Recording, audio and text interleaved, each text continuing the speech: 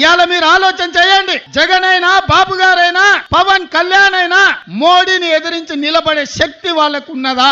మరి వాళ్ళకి లేనప్పుడు ప్రశ్నించే గొంతుగా షర్మిలమ్మ ఈ రాష్ట్రంలో కాంగ్రెస్ పార్టీకి అండగా నిలబడి మిమ్మల్ని అందరినీ మీ కష్టాలలో తోడుగా ఉండాలని వచ్చినప్పుడు ఆశీర్వదించాల్సిన అవసరం ఉందా లేదా మీరు ఆలోచన చెయ్యండి. ఇవాళ పాలించే నాయకులు కాదు, ప్రశ్నించే గొంతు కావాలి.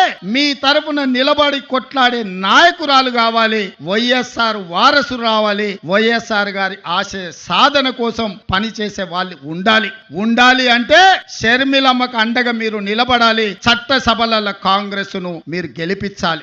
నేను ఎక్కువ అడగడం లేదు. 25 ఎమ్మెల్యేలు 5 ఎంపీలు ఇవ్వండి. మీ విశాఖ ఉక్కు ఒక ఇంచు కదలకుండా కొట్లాడుతుంది. నిటారుగా నిలబడి ఎవరినైనా చొక్కబట్టి మీ హక్కుల కోసం షర్మిలమ్మ ప్రశ్నిస్తుంది. మీ నిధులు మీకు తీసుకొస్తుంది. మీ సంక్షేమం మీ ఇంటికి నడుచు